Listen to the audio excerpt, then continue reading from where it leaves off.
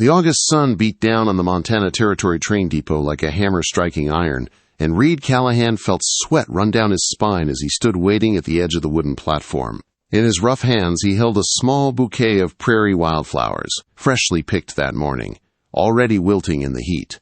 He had never carried flowers for anyone before, and the sight of them made him feel foolish, but he kept them anyway. Today mattered. The black locomotive roared closer, smoke rolling across the sky like a promise finally kept. For 6 long months, Reed had written letters to a woman named Eleanor Hartley, a schoolteacher from Philadelphia. Plain, practical, honest, exactly what a rancher like him needed. Her letters spoke of simple dreams, steady work, and a desire for a quieter life far from crowded cities. She sounded like someone who could survive Montana winters and long days of hard labor. Reed was 42 years old and had built the Broken Creek Ranch with his own hands. 3,000 acres, 200 head of cattle, a solid timber house with glass windows and real floors. What he did not have was a wife. No laughter in the evenings. No one to share supper with. No children to carry his name forward. So he had done what many men in the West did. He placed an advertisement and hoped. The train screamed to a stop. Steam flooded the platform, thick and white, hiding everything for a moment. Reed straightened his jacket, brushed dust from his sleeves, and tried to slow his breathing. This was it. Then the steam cleared. The woman who stepped down from the train was not Eleanor Hartley. Reed's heart dropped hard into his stomach. The woman before him was stunning in a way that made no sense out here. She wore a deep green silk dress that shimmered in the sunlight, fitted at the waist and trimmed with delicate lace. Kid leather gloves covered her hands. A wide hat crowned her head, decorated with ribbons and feathers that looked far too expensive for Silver Falls. She moved like someone who had never hauled water or scrubbed floors. Her skin was pale and smooth. Her auburn hair escaped in soft curls beneath her hat, and her face was beautiful in a way that stopped conversation around the platform cold. But it was her eyes that caught Reed's attention, golden, wide, terrified. She clutched a small beaded bag as if it were the only solid thing in the world. A porter followed behind her carrying 2 massive leather trunks that looked like they belonged in a city mansion, not a frontier town. People stared, whispered. Someone muttered that she must be lost. The woman's gaze scanned the crowd until it landed on Reed. On the lone man holding wildflowers like a fool, something passed over her face. Recognition, fear, acceptance. She walked toward him.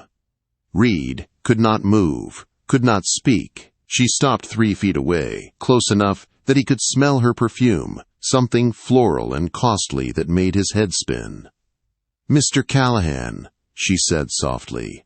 Her voice was smooth and refined, touched with a southern accent. "Reed Callahan of the Broken Creek Ranch." "Yes," he managed. She held out her gloved hand, formal and wrong in every way. "My name is Saraphene Locke. I believe you were expecting me." The world seemed to tilt. Reed's fingers tightened around the flowers until the stems bent. "I was expecting Eleanor Hartley," he said. "A schoolteacher." Color rushed into her cheeks. Her eyes dropped to the wooden planks beneath her feet. "Yes," she whispered. About that. Reed knew in that moment that nothing about his life was going to be simple anymore. He did not take her to the ranch. That decision came quickly and firmly. Whatever this was, it could not be settled in front of half the town. He directed the porter to take her trunks to the hotel and led her there himself, the sound of whispered gossip following them down the street. They sat across from each other in a small private dining room. Reed set the wildflowers on the table between them, already drooping. "Start talking," he said, "and tell me the truth." Saraphene removed her gloves. Her hands shook. At her wrist, Reed caught sight of a fading bruise. "My name is Saraphene Lockach," she said quietly. "That part is true. I am not Eleanor Hartley. She was my companion. She wrote the letters. She sent her photograph. The plan was for me to become her by the time I arrived." Reed leaned back in his chair, anger and disbelief battling in his chest. "Why?" Her voice cracked. Because I was desperate. Because I had debts. Because men were hurting me when I could not pay. Because I needed somewhere safe. Silence filled the room. Reed stood and turned toward the window, staring out at the town he had built his life around. He had ordered a plain, honest bride.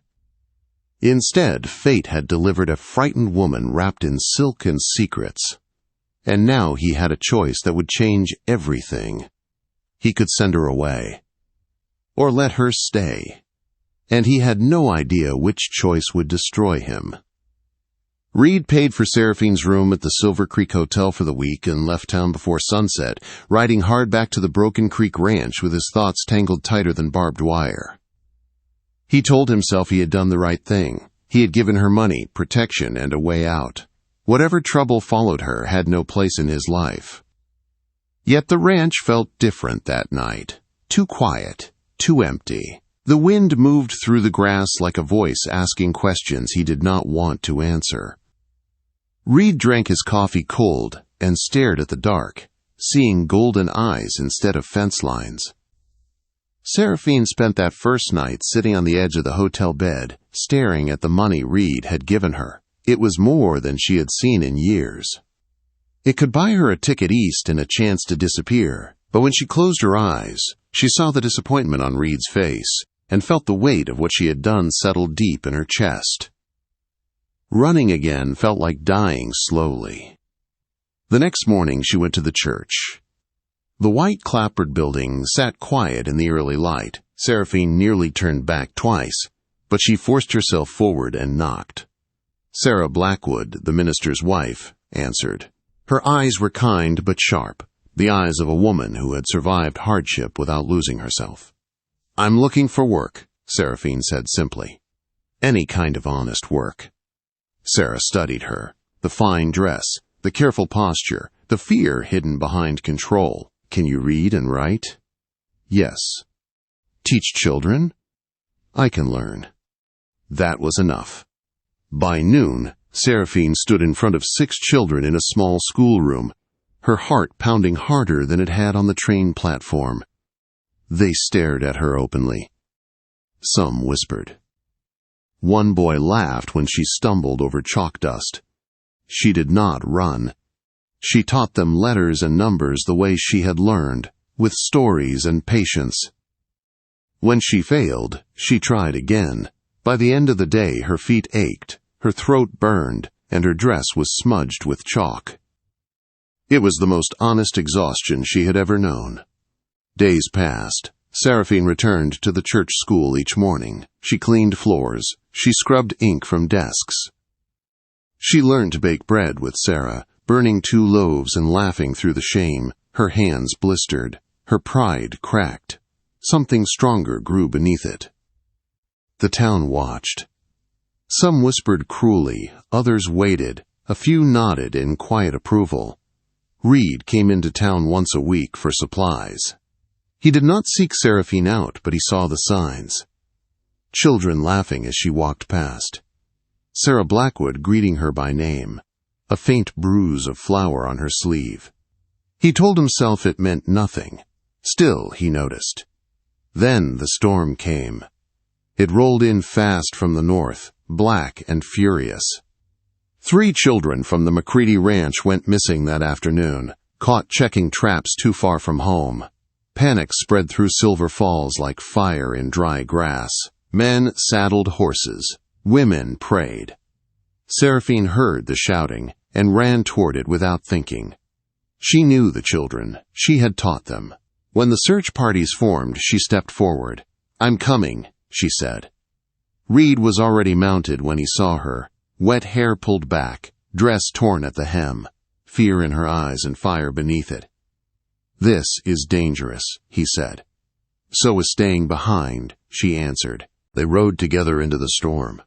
Rain turned to sleet. Wind screamed through the trees. They found the children huddled in an old root cellar, shaking and crying. Saraphene climbed down first, wrapping the smallest child against her chest, murmuring soft words until his sobs eased.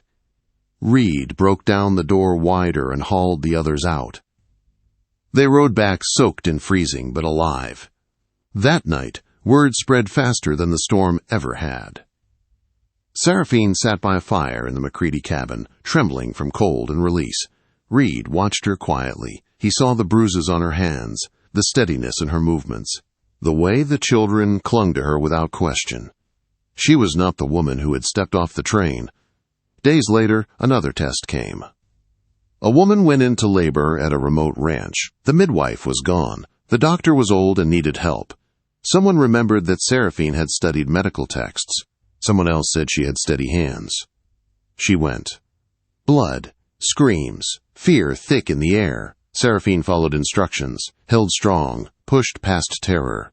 When the baby cried, strong and alive, Saraphene sank to the floor and wept with relief. The town did not whisper anymore. They spoke her name with respect. Reed heard it all. He came to the church one quiet afternoon and found her alone, sweeping the schoolroom. She looked up, startled. For a moment, neither spoke. "You didn't leave," he said. "No," she answered. "I stayed." He looked at her carefully, really looking this time, at the worn dress, the tired eyes, the strength that had replaced fear.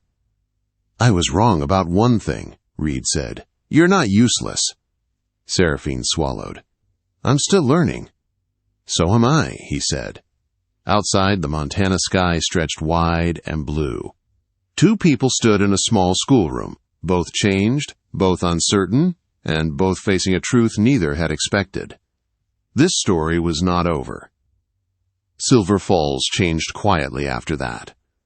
No one announced it. No one made speeches. But doors opened easier for Saraphene now. Greetings lasted longer. Children ran to her without hesitation. Women asked her questions, then trusted her answers. The town had watched her fail, work, bleed, and stand back up. That mattered more than where she came from. Reed tried to stay away. He told himself he had made his choice weeks ago, that his life was simple again. Ranch, cattle, work, silence. But the silence no longer felt peaceful. It felt unfinished. On a Sunday morning, Reed went to church for the first time in months. He sat in the back, hat in his hands, listening without hearing much at all. When the service ended, children rushed past him, laughing. Saraphene followed, helping the smallest one with a loose shoe. She looked up and saw Reed. They stood there, the space between them filled with everything they had not said. "You stayed," Reed said again, as if the words still surprised him. "I found something worth staying for," she replied. They walked outside together, not touching, not rushing, just talking about the ranch, about the school, about mistakes that still hurt and lessons that stayed. "I was wrong," Reed said finally. "I thought I needed someone already shaped for this life. I didn't see that life does the shaping." Saraphene met his eyes. "I was wrong too. I thought I had to lie to survive. Turns out honesty was harder. And better." The next week, Reed asked her to walk with him after supper. The town noticed. They always did. This time, the looks were softer, curious instead of sharp. They talked. Slowly, carefully, Reed showed her the ranch, the house he built with his own hands, the land that tested him every season. Saraphene listened and imagined, not with fear, but with quiet courage. "I won't promise you an easy life," Reed said. "I don't need easy," she answered. "I need real."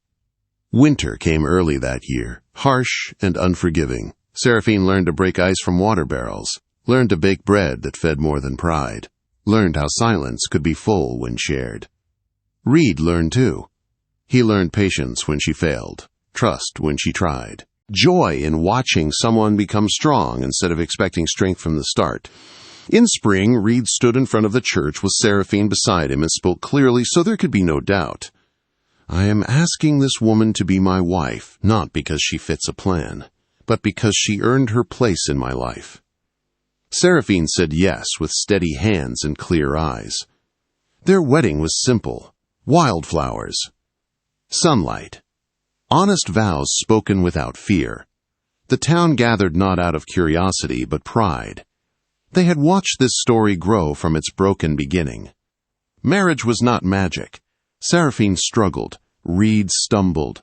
But they faced it side by side. She became a teacher, a healer, a ranch wife who knew how to work and when to rest. Reed became a husband who listened and learned and loved without control. Years later, when travelers passed through Silver Falls, they heard the story. About the cowboy who ordered a plain bride. About the wild woman who arrived instead.